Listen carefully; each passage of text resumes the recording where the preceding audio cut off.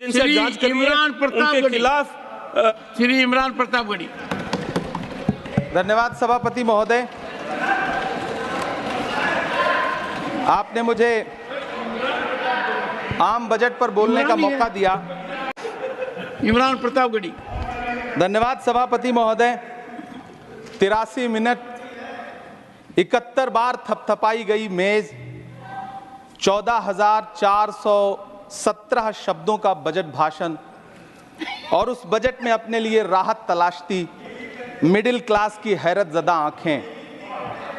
सभापति महोदय, मेरे हाथों में जो दस्तावेज है दरअसल ये देश के किसानों, गरीबों, मजदूरों की उम्मीदों का स्मारक है।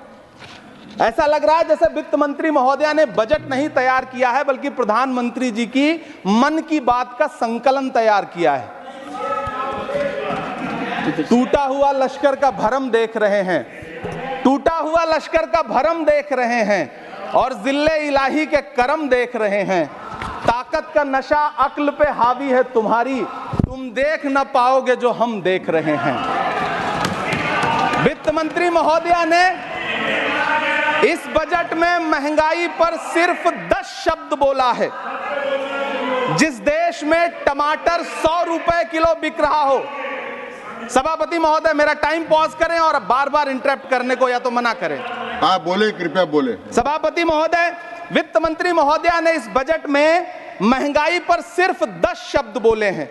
जिस देश में टमाटर 100 रुपए किलो बिक रहा हो, उस देश की वित्त मंत्री के पास बजट में महंगाई पर बोलने के लिए सिर्फ 10 शब्द है। डीजल, पेट्रोल, आटा, चावल, दाल, सब्जी की महंगाई का तो कोई जिक्र ही नहीं।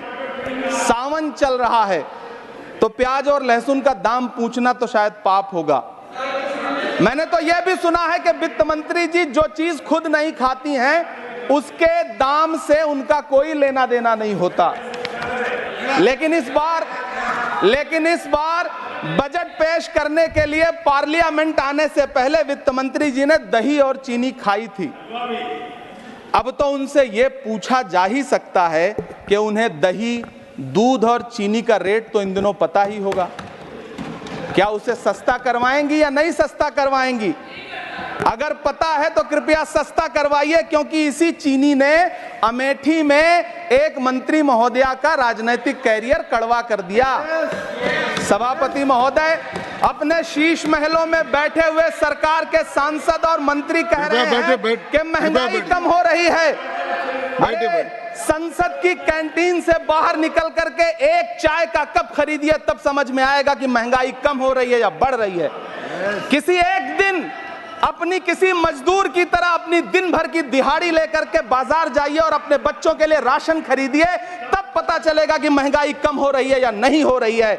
यहां बैठ करके बड़ी बड़ी बातें करना आसान है। ये चूनर धानी धानी भूल जाते, ये पुरवा की रवानी भूल जाते, जो आकर 4 दिन गांव में रहते तो सारी लंतरानी भूल जाते। सभापति महोदय, इलेक्टोरल बॉन्ड खरीदने के नाम छुपाने वाली सरकार, इलेक्टोरल बॉन्ड खरीदने वालों के नाम छुपाने वाली सरकार इन दिनों आम के ठेला लगाने वालों के नाम जानना चाहती है। मुझे तो होटलों, ढाबों या आम के ठेलों पर नेम प्लेट लगवाने वालों से पूछना है कि कभी खून की बोतल पर देखा है किसी का नाम लिखा हुआ? मुझे पूछना है कि क्या कोरोना के दौरान अपनी उखड़ती हुई सांसों के लिए ऑक्सीजन तलाशने वाले किसी इंसान ने ऑक्सीजन लाने वाले किसी इंसान से पूछा था कि ऑक्सीजन लाने वाला इंसान हिंदू है या मुसलमान है? मुझे पूछना है कि लावारिश लाशों के लिए कोरोना में कांधा देने वाले, चिताओं के लिए लकड़ियां सजाने वाले किसी इंसान से पूछा गया था उसका नाम, उसका मजहब? लेकिन इन दिनों पूछा जा रहा है। सभापति महोदय, अफसोस देश के प्रधानमंत्री जी ने कभी न टूटने वाली चुप्पी ओढ़ ली है। सभापति महोदय, जनता ने 63 सीटें कम क्या कर दी, ये सरकार तो अमृतकाल का नाम लेना ही भूल गई। ये भूल गई है अमृतकाल को, ये भूल गई है मनरेगा को, ये भूल गई है मौलाना आजाद नेशनल फेलोशिप को, ये भूल गई है मणिपुर को, ये भूल गई है महाराष्ट्र को। मुझे गर्व है कि मैं राज्यसभा में महाराष्ट्र का प्रतिनिधित्व करता हूं। महाराष्ट्र जो देश की आर्थिक राजधानी है, जो टोटल कॉर्पोरेट टैक्स का 40% इनकम टैक्स का 32% और जीएसटी का 20% इस देश को देता है, उस महाराष्ट्र के लिए इस बजट में एक शब्द नहीं है। आप बैठ जाए। सभापति महोदय, आखिर महाराष्ट्र से किस बात का बदला लिया जा रहा है? महाराष्ट्र ने लोकसभा चुनाव में बाबा साहब अम्बेडकर के संविधान को बचाने के लिए वोट क्या कर दिया? प्रधानमंत्री जी तो महाराष्ट्र से बदला लेने पर उतर आए। अब तो शायद उन्हें याद भी ना हो यवतमाल का वो दाभड़ी गांव जहां 20 मार्च 2014 को वो किसानों के साथ चाय पर चर्चा करने गए थे और उनकी किस्मत बदलने के सपने दिखाए थे। उसी यवतमाल में पिछले 6 महीने में 132 किसानों ने आत्महत्या की है। सभापति महोदय, महाराष्ट्र में हर महीने 209 किसान आत्महत्या कर रहे हैं। राज्य सरकार द्वारा सौंपा गया आंकड़ा बताता है कि 1 जनवरी से 31 मई के बीच 1046 किसानों ने आत्महत्या की है। लेकिन अफसोस, इस बजट में महाराष्ट्र के किसानों के लिए कुछ भी नहीं है। किसानों से चिढ़ी हुई सरकार ने बजट में किसानों के एमएसपी की लीगल गारंटी नहीं दी। लेकिन याद रखिएगा, जो किसान का नहीं वो हिंदुस्तान का नहीं।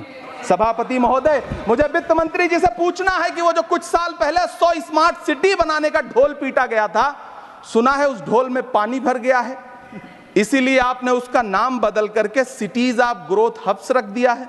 अच्छा है, नाम बदलने का खेल खेलते रहिए, आपकी कई सरकारें तो इसी वजह से चल रही हैं।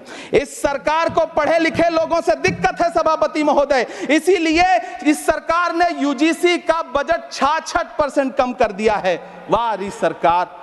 सभापति महोदय, मैं वित्त मंत्री जी के संज्ञान में लाना चाहता हूं कि किशनगंज में एएमयू सेंटर के पास 224 एकड़ जमीन है। यूपीए सरकार ने सोनिया गांधी जी की अगुवाई में 136 करोड़ रुपए एएमयू किशनगंज सेंटर के लिए सेक्शन किए थे।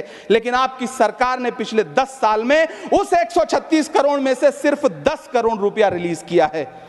1.5 करोड़ की आबादी वाला सीमांचल बेहतर शिक्षा के लिए उस सेंटर की बाट जोह रहा है। मेरा आपसे सवाल है कि इस सेंटर का बाकी पैसा आप कब रिलीज करेंगे? मुझे उम्मीद है वित्त मंत्री महोदया जवाब जरूर देंगी। सीमांचल उसी बिहार में आता है जिसकी बैसाखी के सहारे आपकी सरकार चल रही है। वहां के लोगों को एम्स की जरूरत है। महानंदा और कोसी से होने वाली बाढ़ की तबाही को रोकने के लिए बांध बनाइए, सीमांचल के साथ सौतेला व्यवहार बंद करिए। इकोनॉमिक कॉरिडोर बनाने से किसी राज्य का विकास नहीं होगा, विकास होगा स्वास्थ्य और शिक्षा के बुनियादी मुद्दों के लिए बजट देने पर। सभापति महोदय, एक तरफ तो इस बजट में पीएम आवास योजना के तहत 3 करोड़ अतिरिक्त मकान देने की घोषणा है और दूसरी तरफ लखनऊ के अकबर नगर में 1280 वो मकान हैं जिन्हें रिवर फ्रंट बनाने के नाम पे बुलडोजर से जमींदोज कर दिया गया। सभापति महोदय, लोग चीखते रहे, बच्चे बिलखते रहे, वसुधैव कुटुंबकम का नारा लगाने वाली सरकार इंसानों के घरौंदे उजाड़ कर जश्न मना रही है। सभापति महोदय, मेरा बहुत भावुकता के साथ देश के प्रधानमंत्री से सवाल है कि इन उजड़ते हुए मकानों और बेघर होते हुए घरों को देख करके आपको नींद कैसे आती है, आप सो कैसे पाते हैं? मेरा सवाल है इस देश के प्रधानमंत्री से, या तो लोगों के घरौंदे उजाड़ना बंद करिए या फिर करोड़ों मकान बनाने की झूठी घोषणाएं करना बंद करिए। यह बजट झूठ का पुलिंदा है। यह बजट आपके पिछले साल के बजट का कट कॉपी पेस्ट है। यह बजट हमारे चुनावी घोषणा पत्र की नकल करने की एक बेईमान कोशिश है। लेकिन कहावत है ना कि नकल के लिए भी अकल चाहिए। मेरे हाथ में एक तरफ न्याय पत्र है जो हमारा है और दूसरी तरफ अन्याय पत्र है जो आपका है। इस सरकार को आलोचना सुनने की आदत नहीं है सभापति महोदय। जब आप इनसे सवाल पूछिए तो ये कहते हैं कि आप बताइए 70 साल में आपने क्या किया है। मैं तो इस सदन में कहना चाहता हूं सभापति महोदय कि हमसे 70 साल का हिसाब मांगने वालों, जो सरकार अपना चलाया हुआ 2000 का नोट 7 साल नहीं चला सकी, वो हमसे 70 साल का हिसाब मांगती है। सभापति महोदय, मैं अंत में आपसे यह कहना चाहता हूं, यह बजट बैसाखी पर टिकी हुई सरकार का कुर्सी बचाओ बजट है। इस बजट में राज्यों के साथ, किसानों के साथ, नौजवानों के साथ, महिलाओं के साथ, देश के मिडिल क्लास के साथ अन्याय किया गया है और इस अन्याय का खामियाजा आपको महाराष्ट्र, हरियाणा और झारखंड के चुनाव में भुगतना पड़ेगा।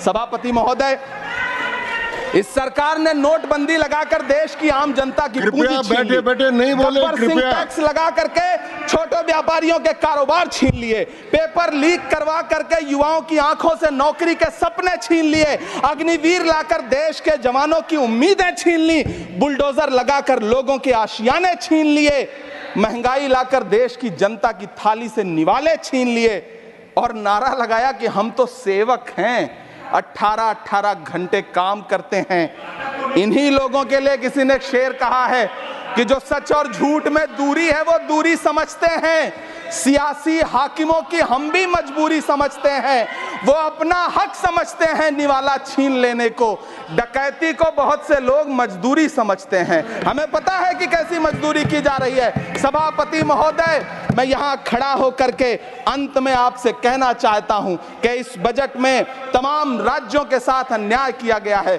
इस बजट में युवाओं के साथ अन्याय किया गया है, महिलाओं के साथ अन्याय किया गया है और खास तौर से महाराष्ट्र के लिए कुछ नहीं रखा गया है। महाराष्ट्र बाढ़ से जूझ रहा है, पानी बरसने से वहां 1500 से ज्यादा लोग मारे गए हैं।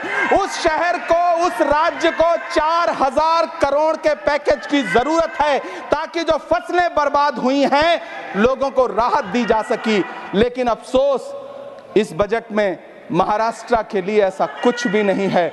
मैं आखिर में यह कहना चाहता हूं कि पिछले 7 दिन से इस बजट का बड़ा ढिंढोरा पीटा जा रहा है, इसे महान बताया जा रहा है, लेकिन कौन महान बता रहा है? सत्ता पक्ष के लोग, उन्हें तो बताना ही है। क्योंकि मैं अवध क्षेत्र से आता हूं, प्रतापगढ़ से, नीरज भाई भी अवध और पूर्वांचल से आते हैं। वहां एक कहावत है कि बिटिया की तारीफ किसने की? बिटिया की महतारी ने, यानी कि बेटी की प्रशंसा किसने की? मां ने। तो इस बजट की तारीफ सत्ता पक्ष करे तो करेगा ही, लेकिन विपक्ष के एक भी सांसद से आप पूछिए कि क्या उसके राज्य को कुछ मिला है, तो वो ये कहेगा कि नहीं, कुछ भी नहीं मिला है। बहुत बहुत धन्यवाद सभापति महोदय, मुझे आम बजट पर अपनी राय रखने के लिए। धन्यवाद।